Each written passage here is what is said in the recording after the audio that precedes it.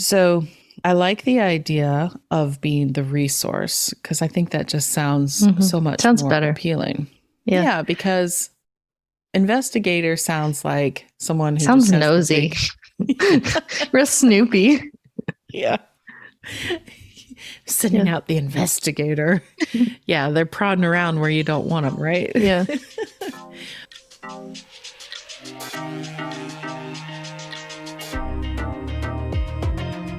Human design reveals who you are energetically and who you came here to be. I'm Dana, human design specialist. And I'm Haley, the human design newbie. Listen in as we explore how leaning into your authentic self is your ultimate path to success. Welcome to the Human Design Hive podcast. Let's get into it. Hello, Haley. How you doing? Hi, Mama. Good. Hi, Haley. It's good to see you again, as I always say. Yes. The highlight of my week. I feel like I haven't talked to you in a long time. I know. I had a busy past week. Last week. Yeah. Yeah. Yes. You had family in town, other family. Whoever that is. No, I'm just kidding. You had in-laws in town. Yes. Yeah. Yeah. Did you have fun? It was fun. Find anything new to do out there in Colorado Springs? We found a good pizza place with this massive pizza that was 26 inches. And like the diameter, you know, they measure pizzas. I can almost hear your brother keep talking. And it was really good too. Went to the top of Pikes Peak. Make a pizza that big with a big old oven. And a big old pan and a big old pan. Top of Pikes Peak. I bet that was lovely. It was. It was quite the drive up there. What do they call it? Like America's Mountain or something like that. They call it like, and I know why that they call it that, America's Mountain, because the woman that wrote America the Beautiful was inspired by Pikes Peak. Oh, she saw the mountain. Name is. I can't remember. It was a fact that I just glanced somewhere. I don't even remember where I saw it during the day, but yeah, that was it. I know her name, but I can't think of it either. I think it's a 3-parter. I think so. Like Ella. Oh my God! I wonder if there's people screaming right now. I'll look it up. So we're not. I want to know too. It's definitely a 3-parter name, which I mean, it's like a normal name for the most part. I remember when I used to question, like, this is random three names, right? Whenever they would talk about on the news or whatever, they talk about, say it's a serial killer or somebody or something. They list their name. Yes. And I was like, why do they always do that? And then I thought, well, I guess they probably want to, so they don't want someone else with their name being seen her name as a murderer. Sorry. She wrote America the Beautiful. Her name is Catherine Lee Bates. Not what I thought. Nope. Good for her. Well, it is a beautiful mountain. Having been to the top of it myself, last time was 2 years ago. As I've told you, it's on my wallpaper. My desktop wallpaper is my view from the top, which is because then I like to feel like I can look down and there's Haley. It's my aspirational wallpaper to get out there and see more often. But we were just talking before we were recording about the weather you have there can be rather dangerous in the summertime as far as storms and lightning. And I was there in September, the year I was there on the top of Pikes Peak. I think I told you this last time. While I was there, I got to the top and it's much, much colder, obviously, because it's 14,000 some 14,115, I think. Right. And as soon as I got up there, it started snowing, which is a different kind of snow in the summertime because it's just like that it's like sleet almost. It's not rain, but it's very dry, very small pellets. And so went into the visitor center, had the donuts. Did you have a donut? Had the donuts, yes. Yeah. We had one of the plain ones and then the cinnamon sugar ones. They were so good. Favorite right now is like, am I listening to a human design podcast or a travel podcast? Both. And as we learn to integrate both of them, this is what it will be. Combining the things we love. But anyways, so it started snowing in earnest while I was up there. It was really cold and windy because not prepared for like winter weather. I had a jacket, but I mean, it's like, September still. yeah, it was 85, I think, down in Colorado Springs. But anyway, so I was outside with everybody else. We kind of went outside to look at the snow. It's like, oh, look, it's snowing. And it got really snowy. And then there was thunder. And I was like, wow, there's snow thunder and thunder snow. I don't know what they call it. I think so, thunder snow. Thunder snow. And then the lightning occurred. And I told you, it popped at least, I'd say it was probably, I don't know, maybe 50 feet away from me. I'm very bad judge of distances. All I know is I saw it happen. Right, it was way too close.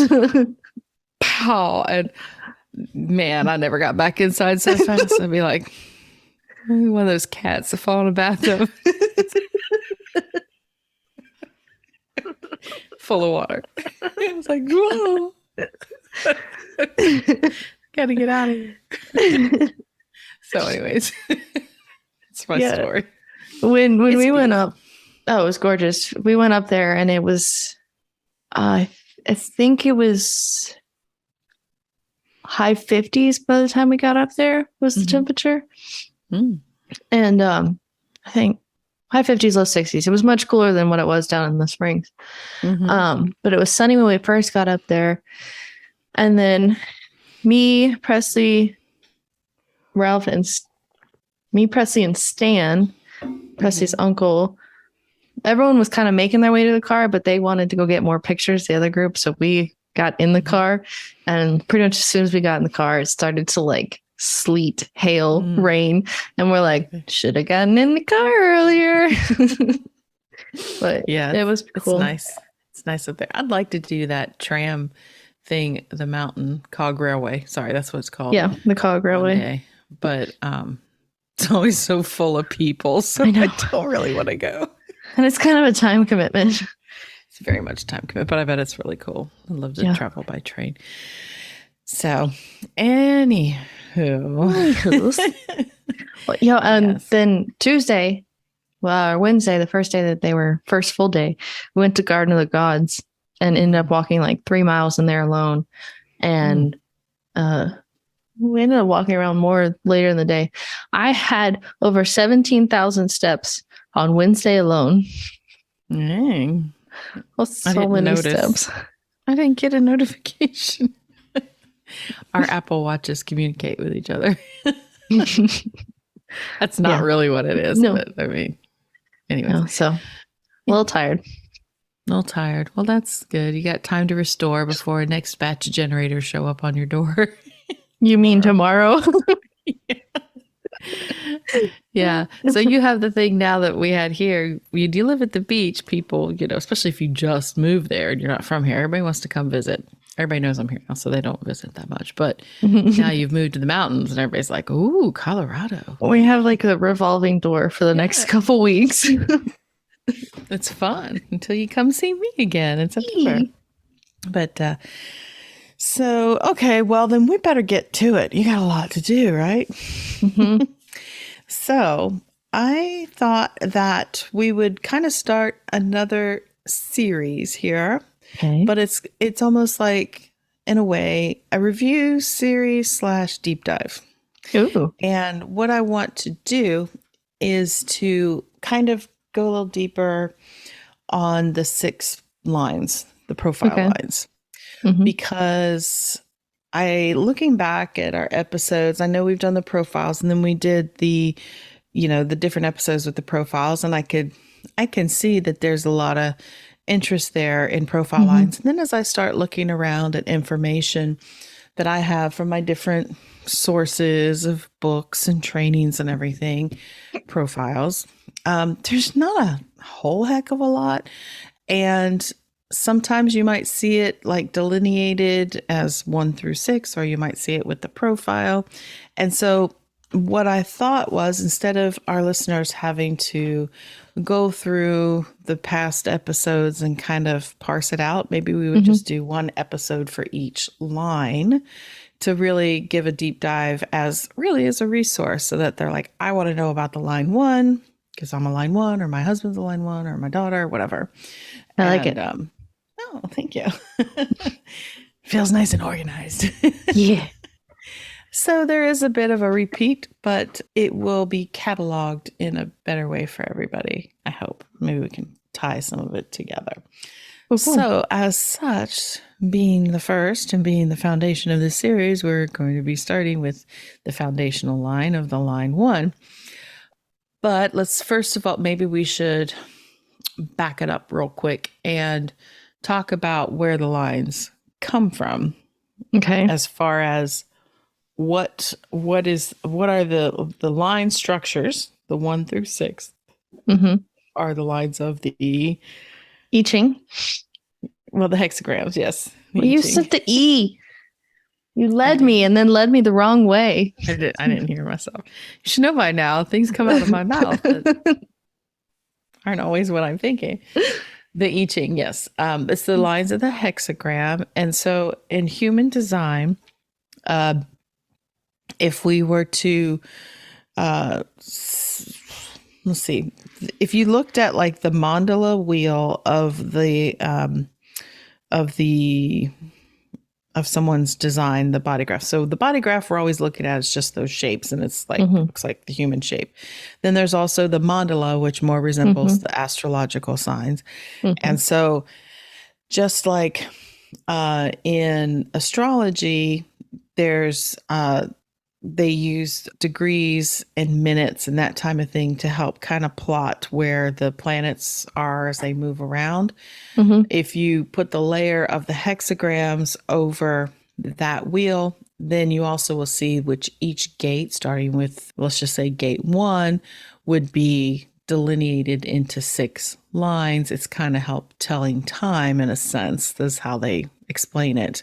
But really what it means is that each gate corresponds to a hexagram in the I Ching, and then each one has a certain expression starting with a line 1 to a line 6. Okay. So I think I'm following. I know, I think I'm over. I didn't think about this explanatory part real quick. I have it so easily in my mind. So let's say there is someone that is born under, the sun is in gate 1. Okay. We know that the sun stays in one gate for approximately how many days? 1?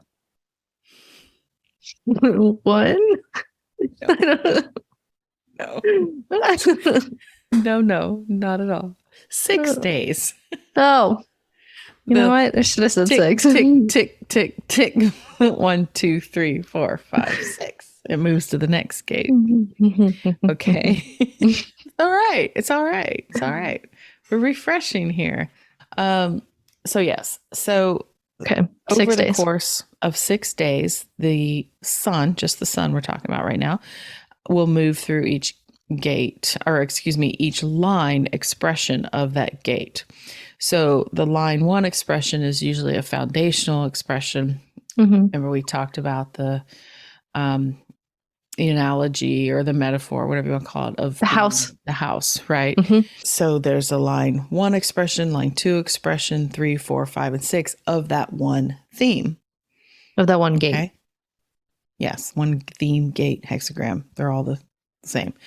Because a gate and a hexagram are the same, right? Yes. It's called just different hexagram in the I Ching. And then I honestly don't know why they're called gates. I would think they're probably called gates in the human design system, because if you looked at where they are on the centers, I don't know. I just think of like a gate of energy. It's either open or it's not closed, but it's like activated or not. Honestly, I don't know why they're called gates. If anybody knows, they can please let me know.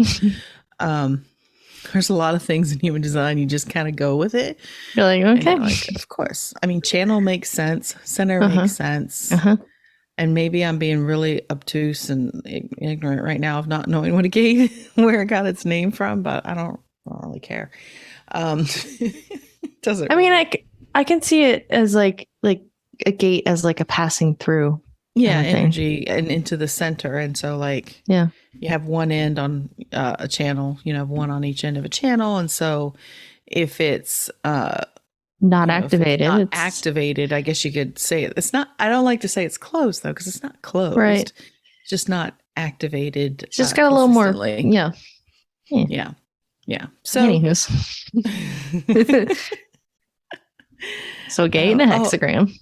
I feel like if I go too much further than that, I'm going to really start explaining all of the profile lines. Yeah. No, I think Or that's a good overview. And then hexagrams.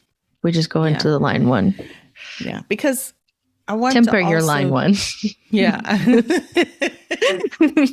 I think someone knows what a line one's all about on the other end. Maybe. She's been paying attention.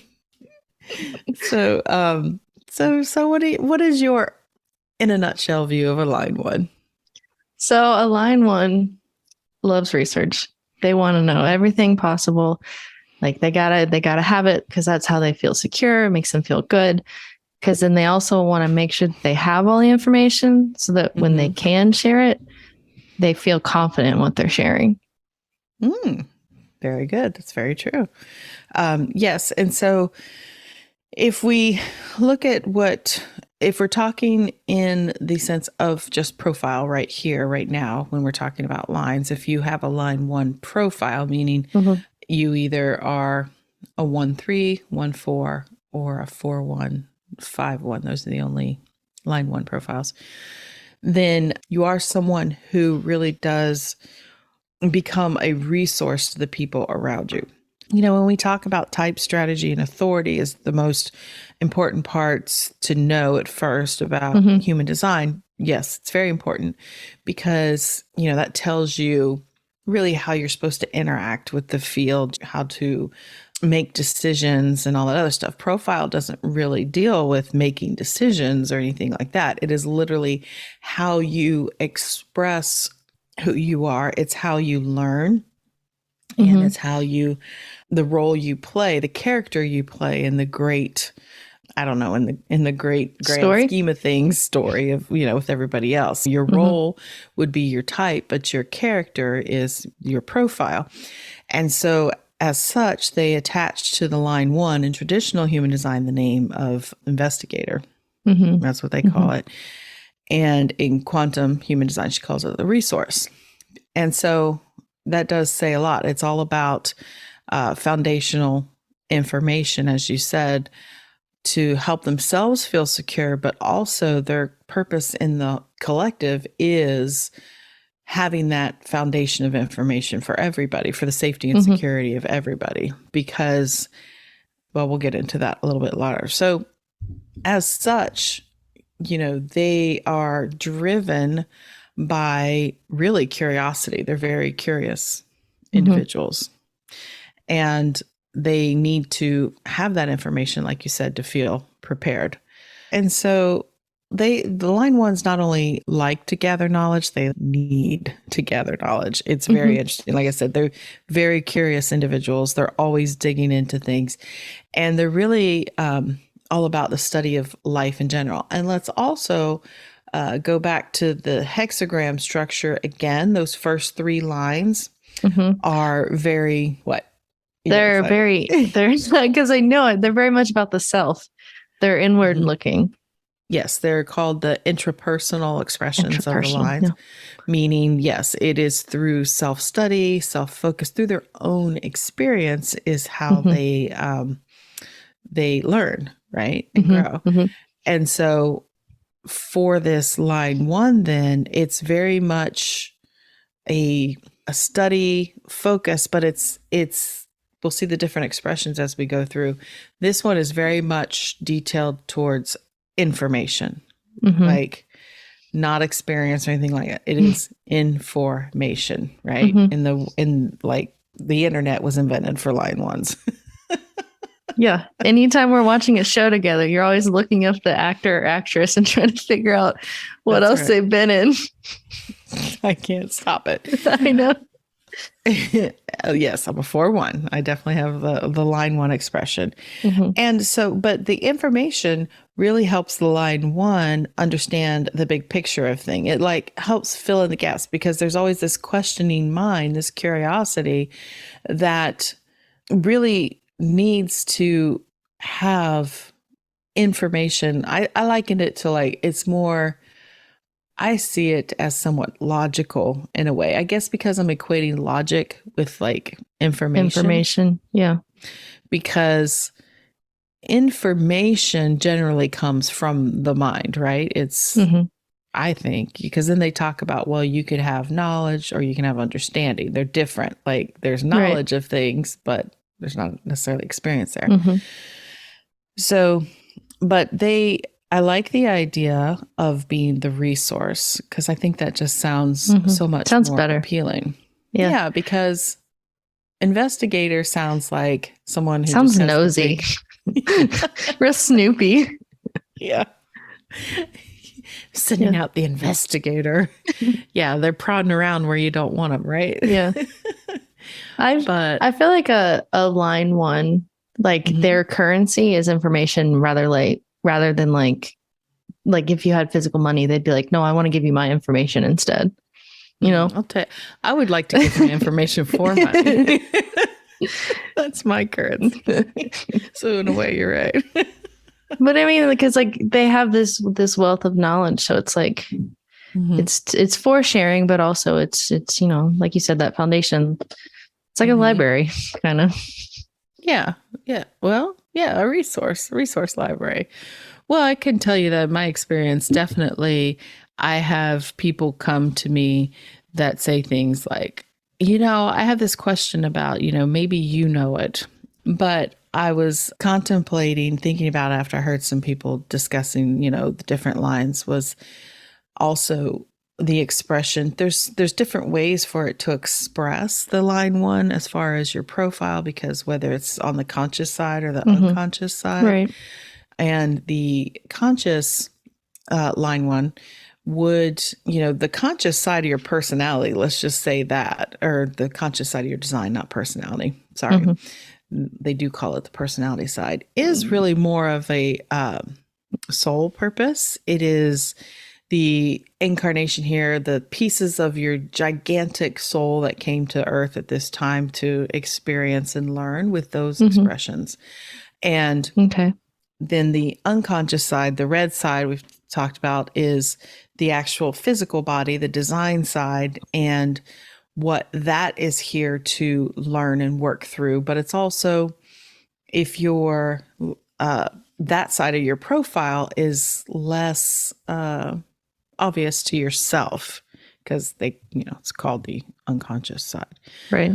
But what's interesting, as my teacher teaches it, the expression of the profile lines, the first number, your personality conscious side, cannot be fully expressed in its grandeur and its full expression until the unconscious side is done its learning, its processing, its healing, and really integrated that side in order for the other side to shine, which makes sense, especially if you looked at like your profile, you're a 6, 1-6 conscious. That definitely has to go through a process of really integrating and knowing themselves and kind of dealing with the issues or the hidden things, the motivations and stuff on the unconscious side. Does that make sense? Yeah. No, it does. I mean, it's kind of like if you're thinking of like a physical body, the unconscious side is like, that's just what's happening when you're not thinking about it. It's like, you got to get that needs to be okay and right before you can kind of move to that higher conscious side of it. Yeah. So in that highest expression, in this instance for a line 1, it would really be someone who starts to learn to value and trust their curiosity and understanding that this is really the gift that they bring to the table, is having this very curious nature of wanting to know. And knowing that when they feel curious and inspired to learn about something, it's really knowing that this information, even though it's going to be a personal process for you and you're going to gather the information depending on what the other side of your profile line is, but it's really ultimately here to serve a need, and that you are basically playing that role of Source has asked you to come here to be the person who helps lay these foundations of security for the rest of humanity. Does that make sense? Yeah. So that's and really embrace because I used to not really understand why I always felt like I need to know everything and just get stuck in what we always lovingly refer to as rabbit holes. But I mean, it really is this voracious, like, I just got to know, So also something I hadn't pondered before, but I heard speak about was whether or not you have a line 1 in your profile. And if you have an open or undefined head center ajna, like what your configuration is in head center. And so let's think about this. So your husband is a line 1. He's a 1-3. Yes. With a defined head and ajna. I am a line 1, as we said, with an undefined head but defined ajna. Right. So you, let's say, could say to Presley, let me say, if you said to Presley, I wonder who that is in that movie or whatever, he might just be like, what? He'd be like, I don't know. And he'd be like, don't bother me. I'm reading something else right now. Legitimately, he'll be reading something while we're watching TV. I'm like, and if you asked him the question, oh, I wonder who that is, he'd be like, I don't know. I'm learning what I want to learn. I'm reading what I want to read, right? Whereas me, my open head's like, oh, I have to know the answer. I'd say, that person looks familiar. Who is that? And you're immediately on your phone. And you're like, oh, this is so-and-so. They were also in this. Do you remember this one? Did you see this movie? Surely you do. I'm trying to watch this current movie. It's true. And so I think about that. I was like, yeah, so maybe even with the definition, it plays out differently as well in profile of how you're going to process that information, or what motivates you to know the answers, or what you're wanting to. So I would think that, somebody with defined head and ajna, certainly defined head, is really answering their own questions. They're like, you've told me that having a defined head and ajna, your brain is always active, right? There's always something going on. It's harder for you to shut that off. Like even by yourself, it's not, right? Oh yeah. And what's really annoying is the past month or so, it's like anytime I'm not actively thinking of something, there's a freaking song playing in my head. And it's like, it won't even be a song that I've heard recently, but it's like if I'm not actively to what they are. Well, I don't, maybe I should. Because also it's like, I'll just keep repeating this one little section of the song. And I'm like, is it just because that's the only words I know from that song? But I maybe should be paying attention to it. Oh, I always do, because especially when, one, if it's randomly pops in, like you haven't heard it, or two, it's repetitive like that. There can be,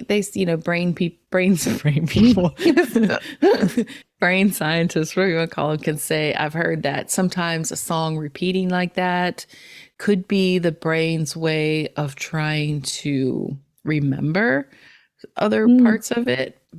But I'm going to take a more mystical approach and say, well, because I really do feel like sometimes when I hear a certain word or certain songs, they'll remind me of certain places or events or people, and take it as a message. Or if it's, like you said, it's a song I haven't heard in a while and I hear just one part of it, I'm like, what is that saying? And, sometimes there can be messages in those songs. So I should, because it's only been like in the past month that it's been like that. Is before that, it was like, if I wasn't actively thinking of something, my mind would just kind of wander. But it's like, I don't know why, I don't know. It's kind of annoying, but I'll start paying attention to it. Maybe. Yeah. Hey there. I hope you're enjoying the show so far, but I just wanted to take a moment to pop in here and ask you a question. Have you had a human design reading yet? Have you had one with me yet? Well, why not? So when I think about this question, I've thought, well, maybe you just don't know if it's worth it to sit on a Zoom call for an hour to have your questions answered. I personally think it is. I love the one-to-one connection of being able to see you, but some of you maybe aren't ready for that. Maybe you have Zoom burnout. We've all been on Zoom a lot the last couple of years, and maybe the thought of hopping on another Zoom call just makes you crazy. Or maybe you just simply don't have the time right now in your schedule, but you're really, really curious and you'd really like more of a connection than just a written report. Well, I've got you covered. I have recently launched a new offering, the recorded human design reading. And it is basically the same things that we would go through on a one-to-one. I'll cover your type, strategy, authority, profile, incarnation cross. I will explain it to you in a way that's easy to understand and applicable to you specifically. It'll be your chart that I'm looking at and talking about, just like a live reading. And also in the recorded human design reading, you have the option to ask me anything, basically. So let's say you're really familiar with your human design chart and you just have some burning questions that you want answered. This is a great opportunity for that as well. So when you decide you want to do this, just head on over to humandesignhive.com/offerings and you'll find the different readings I have there. Maybe you want to do that one-on-one. I'd love to see you. But if not, click the recorded human design reading, and within 3 to 5 days, you will receive your own personalized recorded human design reading in both video and audio format. So you can listen to it on the go whenever you want. So go ahead and check that out on the website, and I really hope to be seeing you in my inbox really soon. That's it for now. Let's get back to the show. Yeah. Okay, so let's get back to line ones. Yes. So we were talking about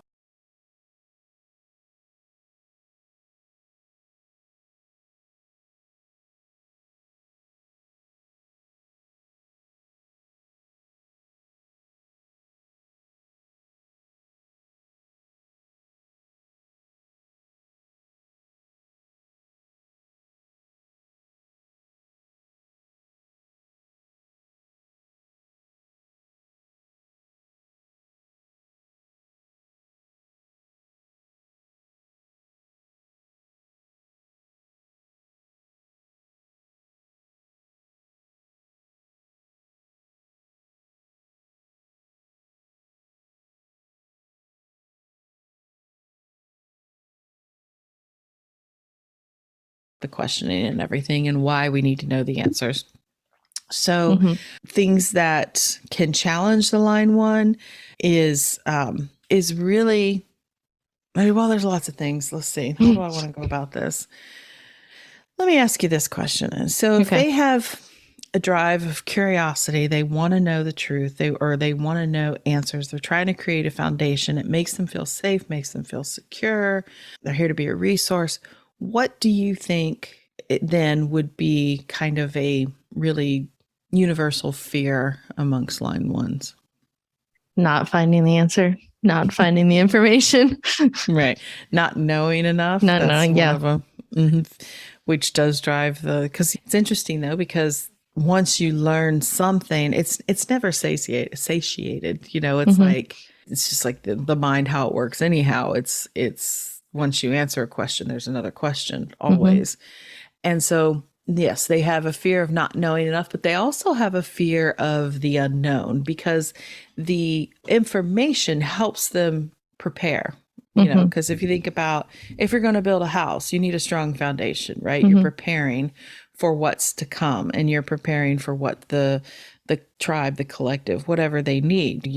The more ahead of time answers you have, at least from my perspective, easier things are going to go because you know what to expect. And I think you could say that I don't necessarily like things just changing out of the blue. No.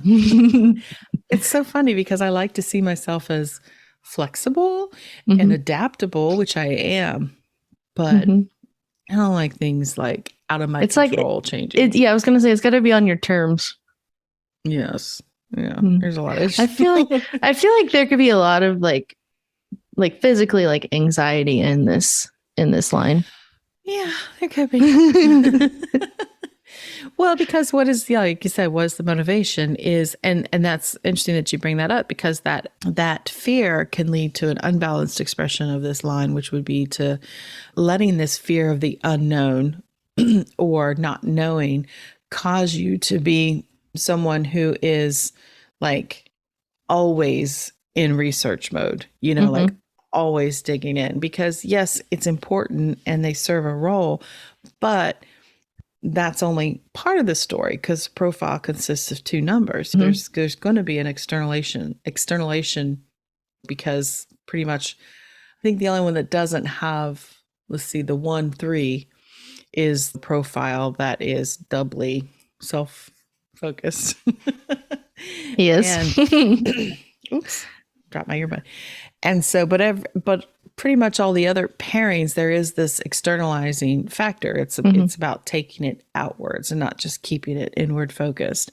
And so if they're always in research mode, they can then really end up not fulfilling their potential as the line one, because they're kind of keeping it all to themselves. They're not taking it out to their community or the collective or even just the people right there in front of them, because it's not meant to be kept. All their information is not meant to be kept, because I can tell you, it's like, what's the point of having all that information? It doesn't really do anything unless I'm sharing it with someone in some way. That makes sense. Yeah. Yeah. So that's very good. The fear. So as we said, there's a bit of an insecurity there in the line ones. It's just inherent insecurity, which every line one loves to hear. You're inherently insecure. You just got that baked in there. Well, because, I was listening to a guy talk. Go ahead. I was going to say, I can see it because it is like that foundational line. I can see like being insecure that you just don't have that, because it is so foundational and like the base. Yeah. Well, what I was going to say is, if they're creating a foundation, it's usually of something that's to come, and that's very future focused looking, but as I was listening to, it was probably a reel or TikTok the other day, it was very well spoken the way the guy said it. Something I've already known, but it's always good to be reminded, is that you're never going to be in the future. There's the way time works, which time isn't real anyhow.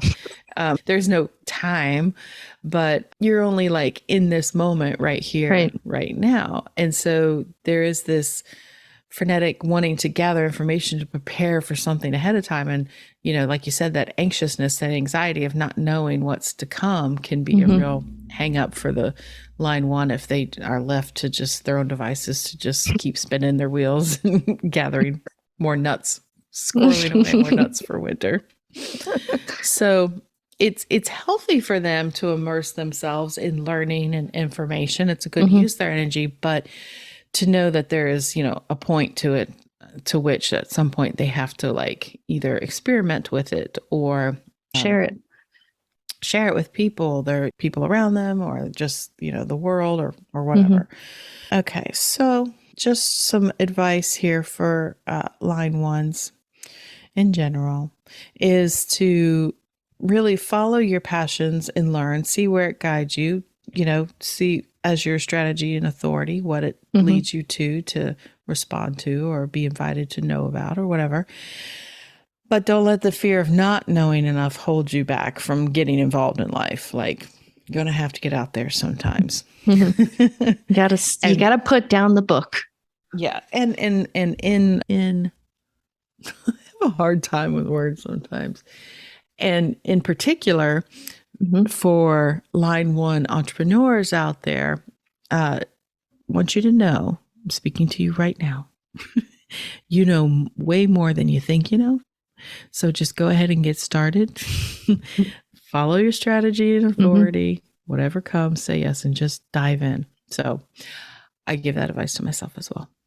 Also, if you have a line one child, it's I mean, I've heard it from parents before, it's like, what is up with this kid? They're so curious. They want to know everything. It's the kid that follows you around. Why? Why? How does this work? Why do they do this? It's just before they can even understand how to gather the information themselves through books or whatever. They're like probably following their parents around, just always questioning what's going on. So this would be a child that you would want to help stimulate them by giving them books or taking them to the library if we still have libraries. Guide their research as they go. Don't let them just sit on the internet all day. God knows what they'll end up with. That's dangerous for anyone. That's right. What is Ian's profile? CF51? 3-5. No, 3-5. No, he's not a researcher at all. Like, he is a experimenter for sure. And he likes everything. But anyway, so get me off track there. Sorry. So it's all right. So as I was saying, some for the line 1 advice, contemplation, whatever you want to call it, just reflecting on what you know and trusting that what you need to know, you'll get there when you need it. The information will be provided for you in some way. It will find its way to you. And also, I like to look back if you're new to this and line 1, and I find that this is probably what I'd say line 1 and line 3 are the easiest ones for people to identify in their personality, let's say, because that's what I think these profiles and lines are definitely closest to, like these personality indicators, like the Enneagram or the introvert, extrovert, all those things, it's like you see, oh yeah, I have to know information. And I think line 1s need to hear that not everybody's like that. Not everybody has to know everything now, right? They don't want to figure out everything right now and get the history of everything. So look at the instances in your life where you were the valuable resource in the situation, that something that was a natural curiosity to you led you to find the answers to something, which then did contribute to the whole in some way. You just never know when it's going to show up. It's probably something you're going to respond to. They're going to say, hey, which, like I said, it happens to me all the time, because I think the unconscious expression is more like, I don't really know sometimes why I am researching things. Like a lot of times it feels like, Dana, like, what are you doing today? Why are you looking at this? Why have you spent all that time clicking through every article? Like, ooh, that part of this sounds interesting. This one. But inevitably, quite often, that information is incredibly useful to someone else down the line. I'm always, and somebody will say to me all the time, how do you know how to do all this stuff? Or how do you know how this works? And I'm like, I always want to have more time than you, but really it's how I love to spend my time. I mean, honestly. When I think about like our conversations that we just have, like I'm thinking about when I was back last and we were driving through, I don't know, Loris maybe, going to deliver to the church, deliver the flowers. And I just think about our conversations, and I know that I'll ask you, oh, how does that work? Or what about that? And you pretty much always can explain it to me. No. Even if it's some like random thing, you can pretty much always explain things. Eventually I'll get around to it. Yeah. Well, that's why I said I like the idea of being the resource, because I think that's what, what it does. So if you are line 1 and it's a conscious line 1, it's probably you are more cognizant of that that, this is what drives you type of thing. And then if it's on the unconscious side, which is interesting because the unconscious line 1 is a 4-1 or a 5-1. They say 4-1s are, because that's the only unconscious placement for the line 1. 4-1s are very much driven by whatever their sun expression is. Their sun gate expression is a big theme in their life. 5-1s being the universalizing factor of that 5 is also like whatever it is they're researching. It's another place where people bring their questions to the 5-1 or bring their problems, and they then solve it with the information that they gather. It's, brought out. Anyways, so just a real quick note then, outside of profile, if you're looking at your chart, obviously there are line numbers on every gate in the chart, because every gate is going to be the number and then a decimal point and then a 1, 2, 3, 4, 5, or 6.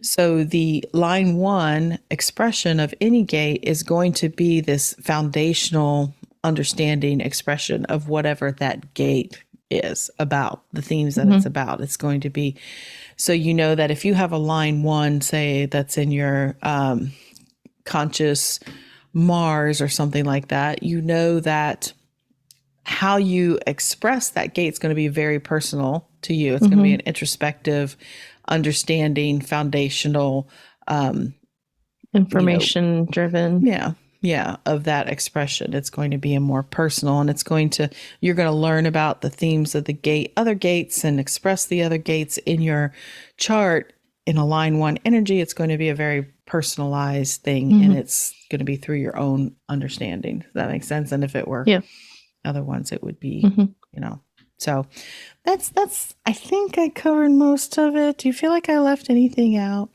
I don't think so. That was good. Yeah. Okay. So that will be the line 1, and then we'll come back next time with the line 2. But before we do that, you know what time it is? Yes. Incarnation cross of the week. So, a little minor side note. So, when we were up on Pikes Peak in the gift shop area, there were so many little souvenir spoons. Oh, really? Yes. And See, all I they could still think about make was that. Yes, which is, if you don't know, the inspiration for the Incarnation Cross of the Week came from the Unmade podcast, where they have the segment called Spoon of the Week, which is where they talk about one of these souvenir spoons from around the world collected. So many. So many. Okay, so this week we have the left angle cross of Endeavor 2. Now, Endeavor. I don't think I know what that word means. I believe it's a space shuttle name. And Endeavor is like, oh, now I feel stupid. It's like a project, like if you go on an endeavor, like an adventure, I think. Put a pin in it. Look it up. What's the definition of endeavor? We have to know now. It's weird. Like, the word didn't click what it was until you said the space shuttle, and then I was like, oh, I think I know what the word is. Endeavor. Can't spell endeavor. Okay. ENDEAVOR. Yes. So as a verb, it's try hard to do or achieve something. As a noun, it's an attempt to achieve a goal.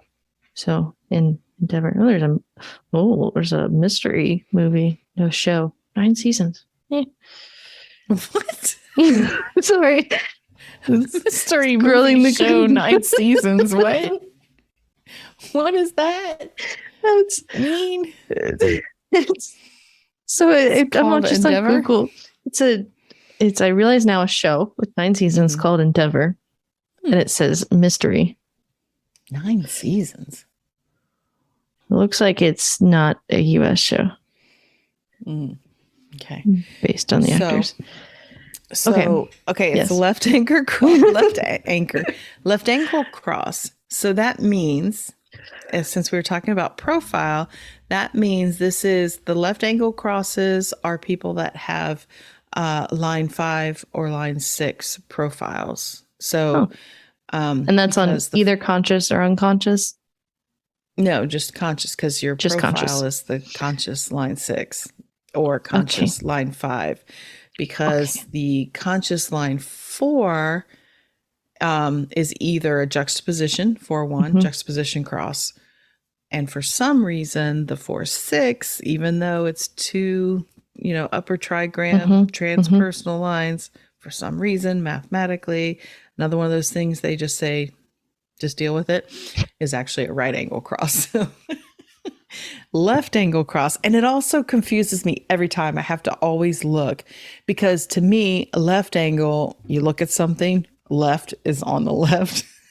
Typically. Like 1, 2, 3. Yep. And right is on the right, But it's the opposite. Switched. It's the opposite. Yes. And I swear I have to look it up every time, of which I'm like, left angle is upper trigram, right angle, lower trigram profiles. I don't really understand the left angle, the right angle, the juxtaposition. Well, it's another one of those things that if it's kind of the mapping out on the wheel, the mandala, the way the sun, all the stuff. It's just the math, science, math. So anyways, it was little things like that I liked hearing along the way to make sense. Be like, oh, okay. Because once my line one and my defined ajna want to kind of put things in, nice organization sometimes makes it a little easier for me.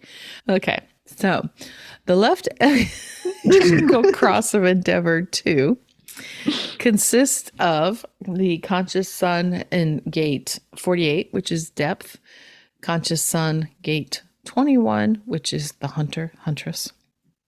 These are the traditional names. Okay. And then on the unconscious side, sun 53, beginnings, and unconscious earth 54, ambition. Okay, so we've got depth, hunter, huntress. Well, it's really 21's that kind of control. Depth, control, beginnings, ambition. Okay. Traditional theme keywords. So here's see where this goes. Synopsis. It's going to be a little kinder than that probably, because it's not traditional. I do pull from non-traditional sources as well. So, okay. If this is your incarnation cross, your purpose is to engage in independent ventures and motivate others to excel within your circle. You lead, teach, and inspire others to cultivate self-regulation, enabling them to embrace new flows of abundance and inspiration. Through your commitment to studying and learning, you develop profound knowledge and wisdom, helping others manifest their dreams and create new pathways of abundance. You model and teach the importance of patterns and habits that conserve energy and foster sustainable wealth and well-being. You initiate others into healthy habits, empowering them to create greater abundance and access to more resources. Take on your role as a catalyst for growth and empowerment, setting the stage for a prosperous and abundant future for both yourself and those in your circle. Yes, much kinder than just the traditional keywords there. Well, yeah, you can kind of see, there's the gate 48 of depth, that's very much in that mastery and learning and perfecting and everything. For sure. 21 is in the will center. So that's concerns with resources and control. That's the one that we talked about. I don't remember what we talked about really recently. We went pretty in depth into that 21 about, because the money episode, the 4521 about making sure things are taken care of wisely, that the king just doesn't give away everything. Right. Let's manage our resources well. A lot of control in that gate. Yeah. But anyways, so that's that for today. So we'll just wrap it up on that point. And once again, we really appreciate everybody listening, don't we, Haley? Yes. It makes us happy. It does. Gives us reason to get together all the time and see each other and talk about stuff that we don't talk about really with anybody else in our family. Nope. They don't want to hear it. Nope. But I was thinking about how when putting together this line one stuff, because your dad is a 1-3, but that 3 is a lot more experiential. But they talk a lot. We were talking a lot about the foundations and how it doesn't like change and likes to know what's going to happen. And we're trying to plan a trip to come out and see you, and he keeps changing the idea of how to do it. And every time he does, I'm like, I don't know. No, I don't want to do it like that. I want to do it the way we originally said we're going to do it. So Yeah. I'll fill you in on that later. Okay. He's okay with shaking things up, changing, having different ideas. And I'm like, Well, that's probably some of the manifesting in there. oh, there's a lot in there. There's a lot of that manifesting generator. But anyway, so sorry. Here we go. Here I go talking about myself again. Well, I think that's kind of why people like our podcast. I don't know. We keep it real. Yeah, I hope so. All right. Well, I really love you, and I will be chatting with you soon. And for everybody else out there, we'll catch you in the next episode. Bye. Bye.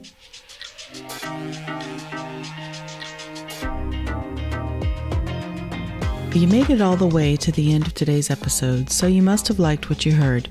If you did, make sure you subscribe so you never miss an episode, and perhaps leave us a good review. And if you know someone who wants to dig into all things human design with us, make sure you share the Human Design Hive podcast with them. We'd really appreciate it. Thanks for listening.